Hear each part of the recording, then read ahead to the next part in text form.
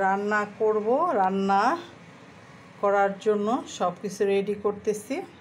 সবাই কেমন আছেন? আসসালামু আলাইকুম। আশা করি সবাই ভালো আছেন। মুরগি রান্না করব।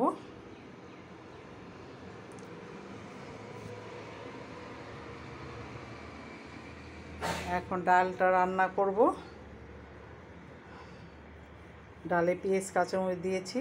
এখন ডালটা প্রেসার কুকারে ছিটিয়ে দেবো, কারণ এখনকার ডাল সহজে গলে না। ডাল না গললেও ভালো লাগে না খেতে।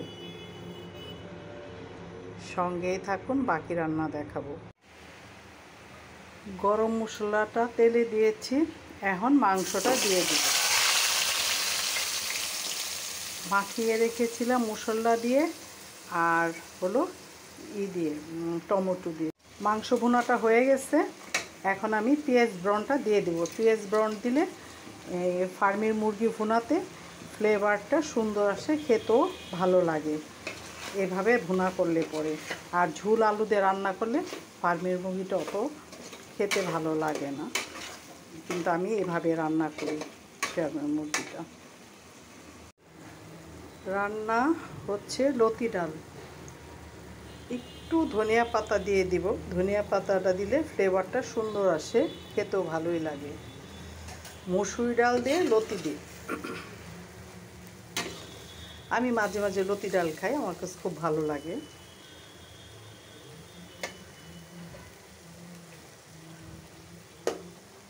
এখন একটু ঢেকে দেব, একদম শুকনা শুকনা করব।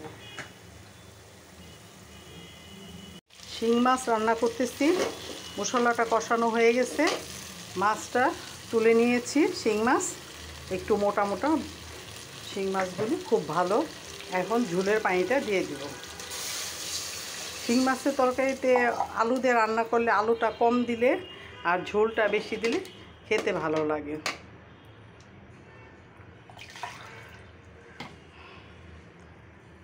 আর একটু পানি লাগবে, কারণ শিং মাছের তরকারিতে ঝোল হলে ভালো লাগে। জালটা বাড়ায় দিই।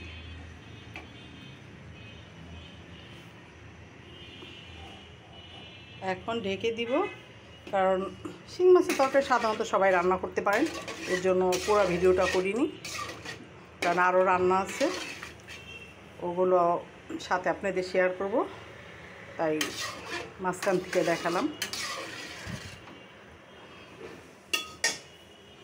আর একটু ঝোল দিব।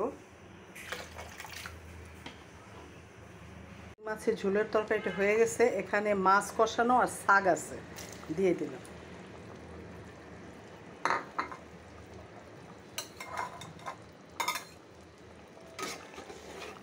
একটু ঝোল রাখবো, তারপরে একটু কাঁচামরিচটা দিলাম নামানোর আগে, ফ্লেভারটা সুন্দর আসার জন্য। কারণ কাঁচামরিচটা নামানোর আগে দিলে কাঁচামরিচ একটা ফ্লেভার সুন্দর আসে। শাক দিয়েছি কিন্তু জিরা পাউডারটা দিইনি, এখন জিরা পাউডারটা দিয়ে দিলাম। আমার তরকারিটা মোটামুটি হয়ে গেছে। এখন একটু পরে নামিয়ে ফেলবো। আর একটু টাইম চুলায় রেখে। সবাই ভালো থাকবেন, লাইক দিবেন, কমেন্টস করবেন, শেয়ার করবেন।